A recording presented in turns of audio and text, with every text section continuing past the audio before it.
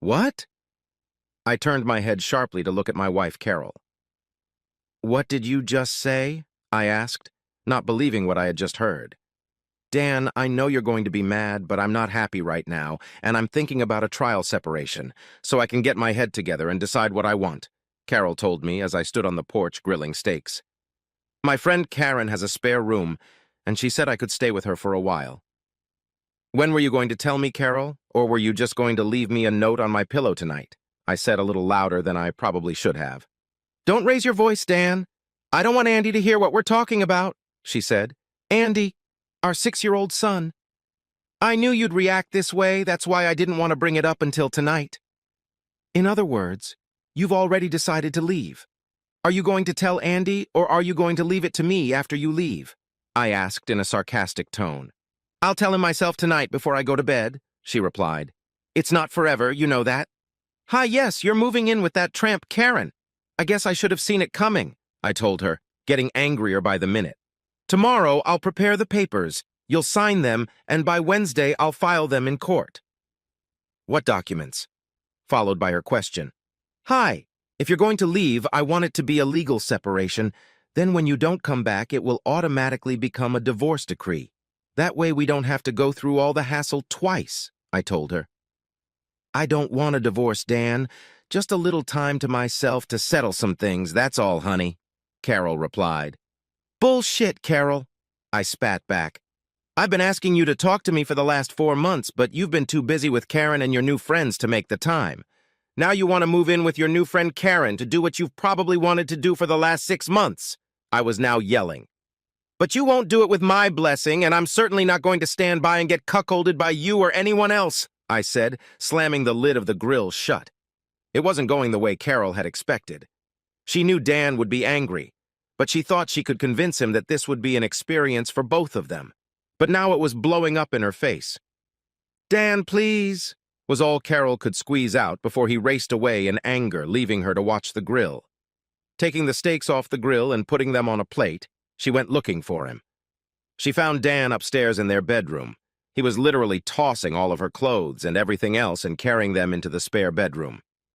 "Threa, beat your shit and get the hell out. I don't care anymore," I yelled at her.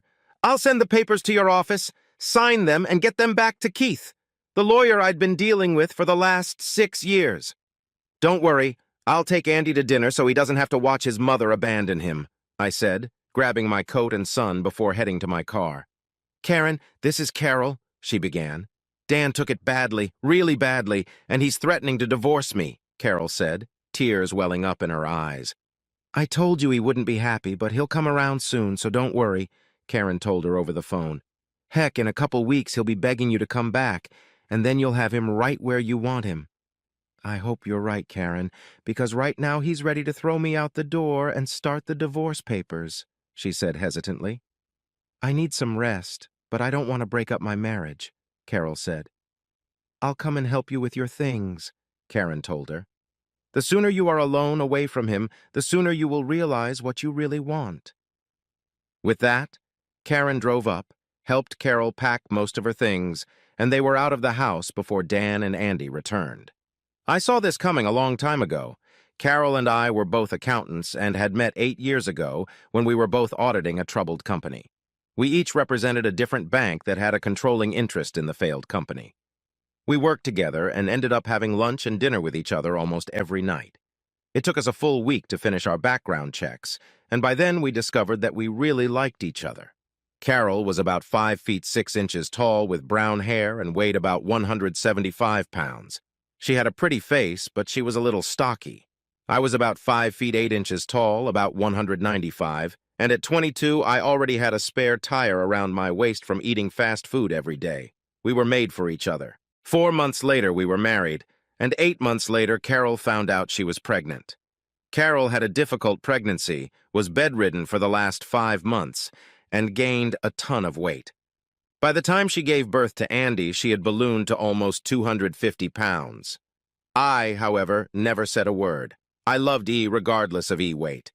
We were a happy family until Carol heard 2 of her coworkers talking about her. "She's such a beautiful woman," said one girl to the other. "It's a pity she's as big as a house. I wonder if E's clothes are custom-made from Omar's clothing store, the tent maker, she asked, laughing loudly. They may have found it funny, but Carol did not. Carol was crying in the bathroom when Karen walked in. "Are you all right, Carol?" she asked. "Everyone thinks I'm a fat pig," she said, crying. "If they only knew how hard it is for me to lose weight, they wouldn't be so mean," she sobbed. "Look, girl, all you need to do is go on a good diet and join a gym," Karen told her. "You're a beautiful girl hiding under all that flabbiness, that's all. You just need to make a decision and do it." And Carol did. I kept the books for a local gym and got a lucrative membership, so we joined a workout the following week. The gym had a kids' room, so we could take Andy with us after work when we both went.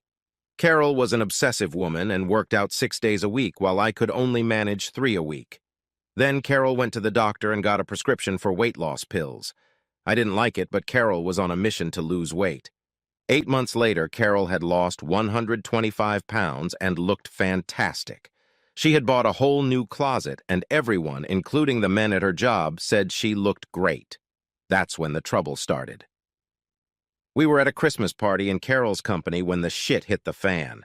Carol wore a dress that was more than a little revealing, and she was attacked all night by her male coworkers. She was over the moon at the attention she was getting. When a group of guys caught her under the mistletoe, she must have kissed a dozen before I came over and put a stop to it. Carol probably had too much to drink and didn't even notice that the guys' hands were on her while they were kissing. I took Carol's hand and told her it was time for us to leave. She didn't want to leave right away and made a little scene. "Carol, I'm leaving right now, with or without you," I finally told her. She softened, but I could tell she was furious. On the way home, we had a big fight. "Carol, you acted like some cheap tramp today. I, like everyone else, saw those guys wrapping their arms around you, and you did nothing to stop them," I yelled. "It was just innocent fun, nothing special," she replied. "Not from where I was standing," I replied. "How would you like it if I kissed and grabbed some girl?" I asked, even though I knew she was too drunk to listen to reason. That night, Carol felt sick. Luckily, she had time to take off her new dress before she threw the cookies away. The next morning, she looked awful and apologized to me, saying it would never happen again. But it did. I just wasn't around for the next time. Carol started stopping after work on Wednesdays for a bachelorette party. There were 7 girls, some married, some not, who stopped for a couple drinks at Tony's after work. It started out with her having to be home by 6:30, but that soon stretched to 7:30 and finally to almost 9 o'clock in the evening. By the time Carol got home, Andy was already in bed and I was not in the best of moods. When we first got married, we had sex like teenagers and couldn't get enough of each other. Now it seemed that if we did it once a week, it would be considered frequent. One thing was for sure. When Carol came home Wednesday night, she was ready to run at a trot, and tonight was no exception. Neither of us had what you would call much sexual experience when we first got married, and we were a little wary of trying new things from the beginning. We learned from each other what each of us liked, and through a few X-rated moves, we added many things to our repertoire. Now, however, every week when Carol came home, she seemed eager to try something new and exciting, on most of which I wondered where she got the idea from. She drank more than usual and arrived later than usual, but she knew how to put me in a good mood. She climbed off the bed between my legs, pulled down my boxers, and started kissing my body. After dinner, Andy and I went back to the empty house. That bitch Karen, I thought to myself. Ever since Carol lost the weight, Karen's been up to something with her. No wonder her husband left her. She was just a whore, and now she's turning my wife into one too. I tucked Andy in and read him a story before bed. When he asked about his mother, I just told him that Mom was visiting and would be home in a couple days. But I didn't believe it for a minute. I walked down the stairs and called my mom and brought her up to speed. "Mom, can you watch Andy during the day until I find someone permanent?" I asked. "Honey, Carol will recover and be back by the end of the week. You know her. She can't be away from Andy for more than a few hours before she goes crazy," Mom told me. "But I'll be there before you go to work and look after him." I hoped she was right, but I wasn't as sure as my mom was. On Monday, I contacted Keith and told him that Carol had left me. "I want to be fully protected, including permanent custody of Andy. I want it written down and spelled out in unambiguous terms that if one of us acts in a way that a married spouse should not, The other gets 65/35% of our assets. I think she's trying to cheat me, and I want to be covered, I tell Keith. I want it to have a 60-day expiration date, after which it becomes a decree of divorce. And can you do that by tomorrow? I asked. Aren't you in too much of a hurry, Dan? She just left, and you're already ready to write the divorce papers, he asked me. Carol has been planning this for a long time, and maybe this will bring her to her senses. If not, I don't want to lose everything I've worked for just because she wants to try some new tool, I told him. Okay, Dan, I'll do it tonight, and tomorrow she'll be serviced at work. Anything else? Not that I can think of. I just need to draw a line in the sand for her to realize what she could lose, that's all. Also, Keith, I'll need to draw up 2 more agreements, but we have a little time for those. I'll fax you what I need later this week. When Carol arrived at work on Tuesday, she was a little frustrated. She had never seen Andy and Dan for so long in the last 8 years. When she returned from lunch, she heard a man waiting for her in her office. Carol Spencer?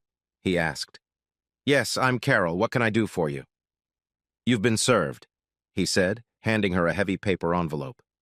Carol spent the next half hour discussing all the terms and division of property described in the separation decree, although it looked more like actual divorce papers. It stated that Dan would get temporary but full custody of Andy, and Carol would be allowed visitation with reasonable notice. By the time she finished reading, she was more hurt than angry. I've been gone for 2 days, and Dan has already written off our marriage, she said to herself. She tried to call Dan, but his secretary said he would be out all day, and his cell phone switched to voicemail. At that moment, Dan was home, changing locks, dealing with the division of their finances, and crossing Carol's name off his insurance and 401k. By 4 o'clock, I was done with all the chores and turned on my cell phone. Damn, I said to myself, 12 messages from Carol. I deleted them all. I had dinner with Andy at my mother's house and told her what I had done. Carol is mad as hell, Dan. I'd be pissed if I were in her shoes. Mom, I replied, I can't fix this marriage alone, especially since she won't listen to reason, so I've upped the ante. She started this mess on her own, but I swear to God I'll end it if I find out she's cheating on me. I used to trust her, but now I wouldn't believe a word she says. So right now, I'm protecting my son and myself. If we get back together, it will be great. If not, I'll hold all the cards. Son, I've never seen this side of you. Remind me to never get on your bad side, Mom said with a laugh. Carol stopped in front of her house and tried to use the key. What the hell? She said to herself before she noticed that it was a new lock. Damn it! She picked up her cell phone and dialed Dan's number again just before it went to voicemail. So she left him another message. Now it's done properly, I thought as I looked at my checklist. Now all I have to do is wait. Wednesday morning, Carol was in Dan's office. My credit cards aren't working, and when I stopped by on my way to work to pick up a prescription, I was told I no longer have insurance. Just covering my bases, Carol, remember? You left me. I'm paying for all the house and Andy's expenses, but you're going to have to take care of yourself from now on, so you and I won't have any financial problems to argue about. Dan, you let this get completely out of hand, Carol shouted. I just needed some alone time, that's all. Leaning over the table, I said in my most serious and nonchalant tone, Carol, do you see the word stupid tattooed on my forehead? I may not be the smartest guy in the world, but I wasn't born yesterday. Karen has your head so turned that you can't seem to find your ass with both hands. You think you can go out and act like you're single again without any repercussions. Think again. The first time I find out you've broken your marital vows, we're done. Hell, you've probably already done that, so I don't even know why we're having this conversation right now. I'm so mad at you right now, I'm not thinking straight, so I think it would be best if you just leave so I don't say anything that would throw what's left of our marriage down the toilet. With those words, I sat down. Carol was shocked and became angry herself. You can't dictate to me like a little kid. I'm an equal partner in this marriage, so fuck you, she spat out. Well, in the last 6 months, that hasn't happened very often either, but I guess you're getting all you can get on the side now anyway, I said loud enough for Carol to hear. With those words, she turned and walked out. I knew she hadn't done anything yet, but was close to it. You see, I started following her around on Wednesday about a month ago. There was a lot of kissing and hand play, but that's all there was. I knew she would be thrilled living with Karen, so I wanted to make sure Carol understood exactly what would happen if she cheated on me. The first 2 weeks were rough. Carol made it a rule to visit Andy, but never spoke more than 2 words to me. I still kept an eye on her, but nothing new happened. She was still seeing Karen and her friends, but not just on Wednesdays, but at least 4 nights a week. Looks like someone is trying to catch up, I said to myself as I looked at the report. However, I had found a nanny of sorts to take care of Andy, a girl fresh out of college who couldn't find a job. Beth was a 23-year-old blonde, about 5 feet 9 inches tall, skinny build. She had gotten her degree but could only find part-time work, so when she saw my ad for a nanny, she jumped at the chance. Beth came from a large family and knew how to care for little boys. She had 2 younger brothers. So we came to an agreement on pay and hours, and she moved in the next day. Beth worked as a waitress at the family's mid-priced restaurant on Mondays, Wednesdays, and Saturdays. On other nights, we all ate together. After a few weeks, Andy became very casual with Beth, especially when she read to him before bedtime. "Beth, I really appreciate you going the extra mile with Andy. Now that his mom isn't with him, he needs all the stability in life that I can give him," I said with the best smile I could muster. "I know about you and your wife. Your mother has filled me in on all the details in case Carol comes and tries to grab him," Beth told me. "I just can't believe she'd just leave you like that. I've only known you a short time, but you're one of the most caring men I've ever met, and I can see that you love Andy to death." I guess Carol got confused about what really matters and let others convince her that the grass is greener on the other side of the fence, I replied. Well, either way, it will be over in 40 days, and it can't come too soon for me. I didn't realize that there would be a major shift in my life, and that shit would hit the fan in less than a week. Tonight was magical, and my head is spinning with all the things I wish I could do right now, but to my dismay, it's not going to happen tonight, I told her. Maybe if things were different, but they aren't. So I need to take a cold shower and go to bed, I told Beth, kissing her cheek as she hugged me. It was 2 in the morning when I felt Beth climb into bed with me. I could tell by the warmth she was radiating that she was naked. I wanted to say something, but she put a finger to my lips. "I know we can't do anything today. I just want to be near you, that's all," she said as she hugged me. The next morning, I woke up alone. I found Beth downstairs, dressed, making breakfast for the 3 of us. No one said anything. Carol was out of her mind. "Here I am trying to figure out what I want out of life with Dan, and he's already kicked me to the curb and found some whore," she said, slamming her palm on the table.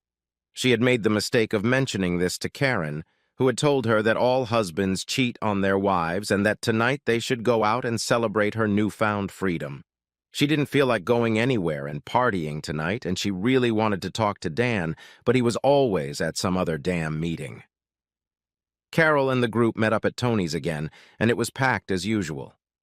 After a couple drinks, most of their company headed home, but not Carol and Karen. A couple of good-looking guys were trying to claim her, and Karen was already making out with one of them. The other guy had her on the dance floor, and when the slow dance started, she melted into his arms. His warm hands slid all over her body, and Carol felt herself slowly succumbing to his flirtations. It had been a long time since she had been with a man, and this guy was stunningly handsome, had the body of a Greek god, and wanted her as much as she wanted him. She never stopped him when he kissed her while dancing. She never once stopped him when he led her to the corner of the dance floor and pinned her against the wall. But she should have stopped him when he ran his hands under her dress. Yes, she should have stopped him, especially since Dan's hired private investigator was taping the whole thing. The 4 of them went back to Karen's place, and although Carol was now lying naked on the bed next to him, she finally came to her senses. I just can't, she said. "I'm still married, and I still love my husband no matter what," she said, ignoring his objections. So he left her alone, and Carol took one of 2 cold showers that night. On my computer screen, I saw pictures of Carol, the last one showing the 4 of them entering Karen's apartment. I emailed them to my attorney and told him to get the papers together, but put them off until Monday. "It looks like she's finally made up her mind," I said sadly, because I really wanted to meet Carol again. But now it was no longer possible. I'll take care of the Asian project myself, I told my superiors the next day.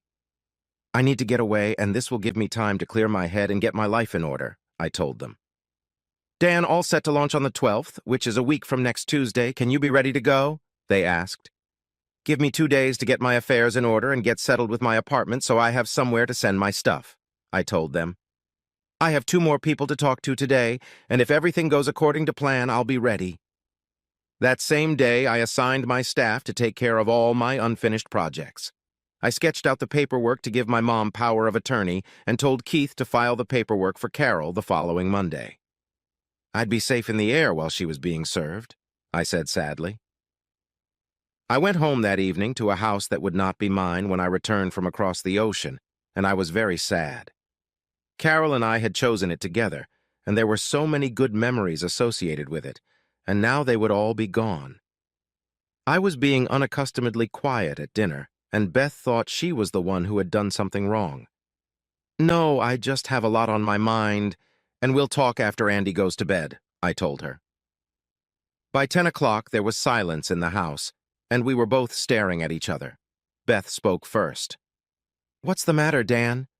If it's about the other night, I'm sorry, and it won't happen again, I promise, she told me.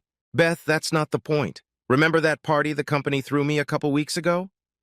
Well, I've decided to do some overseas work myself, and Andy and I will be leaving early Monday morning, I told her. And I have an important question for you, I began, seeing Beth start to cry. Do you want to come with us? She turned from crying eyes to a smile. Damn yes, she said, throwing herself into my arms. Do you have a valid passport, Beth? I asked. I renewed it last year when I went on a cruise with my college friends, she told me. Well, that's fine then. You'll need to have everything packed by Saturday because they ship all our stuff ahead of time. Leave exactly enough clothes to last through the weekend, and travel clothes for Monday. You can tell your family and friends, but I don't want Carol to find out until we're in the air. I'm not sure it's totally legal to just take Andy with me and leave, but I'll do it anyway. I'll answer any questions when we get back, I told her. That same evening, I met with my mother and explained everything to her, including giving her my power of attorney. Carol will probably be okay Monday afternoon, but I still want you to put the house on the market next week. Keith will send you a copy of the papers I'm sending Carol, and if she has any questions, just tell her to talk to Keith. Are you sure that's what you want, Dan? Don't you want to try to work it out with her? Mom asked. She made her own bed, and now she can sleep in it with whoever she wants, I said. Are you taking Beth with you? She asked, trying to get the last phrase out of her son. I don't know exactly where we're going, but she makes me smile and keeps me sane. Other than that, I might have some real feelings for her, and that's all I'm going to say. We'll be there Sunday night, so you can say goodbye to Andy, I tell her. On Monday, Carol was trying to get Dan on the phone when she was told at work that he was busy on some special outside project but would give him a message. So what the hell is he doing? She thought, trying unsuccessfully to reach him. Carol Spencer? The man asked. She nodded. You've been served, he said, holding out an envelope to her. Now what? She asked, opening the envelope. There was a short note from Dan saying that he had made a decision. I hope you have a wonderful life, was how he ended it. And then she saw the pictures. Oh shit, was all she could say. Where the hell did he get those pictures, she thought. That son of a bitch must have been following me, she said as she flipped through them. They weren't the kind of pictures you wanted to see your wife with another man. But I've never slept with him. I have to make him realize that, she told herself.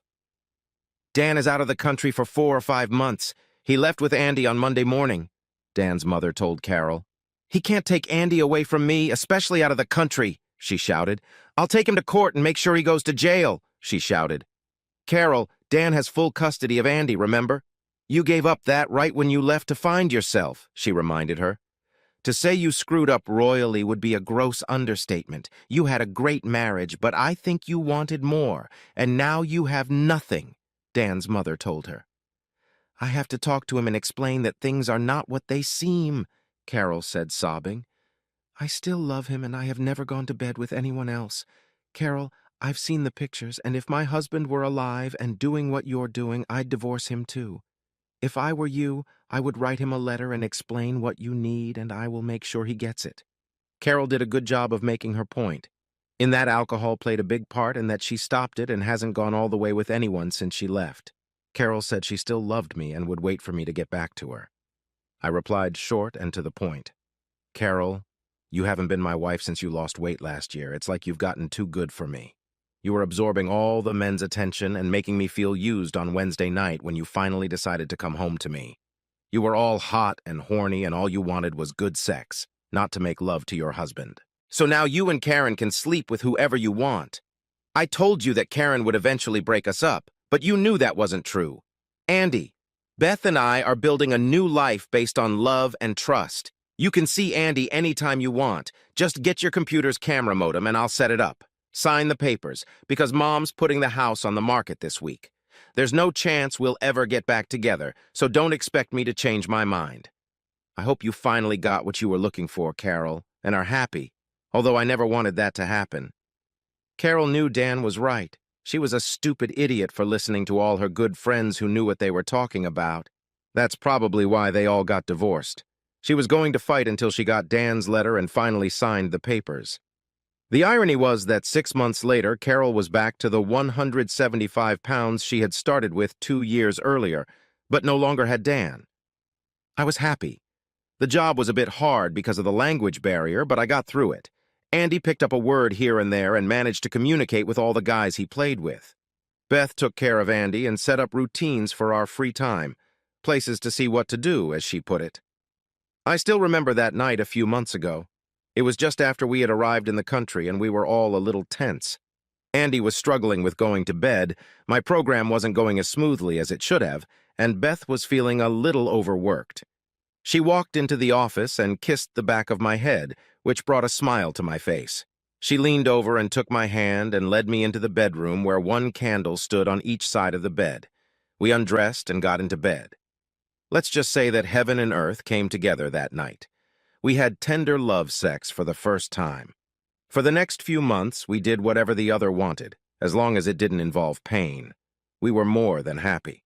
5 months later, my mom met us at the airport. She was happy to see us all, especially Andy. On the way home, she glanced every now and then at Beth, who seemed pleased. "How far have you gotten?" she asked. Beth stepped back a little. 3 months. How do you know? I hardly show my face," she replied. "You both looked too happy, like the cat that ate the canary," she told us. 2 weeks later, we were married, and 6 months later, Rhonda was born. When Beth said she wanted to go to the gym to get rid of the extra weight from childbirth, I looked like I'd seen a ghost. 2 days later, I informed her that I had hired her a personal trainer and that she would be doing all the workouts. No point in going through all this crap a second time, I thought to myself.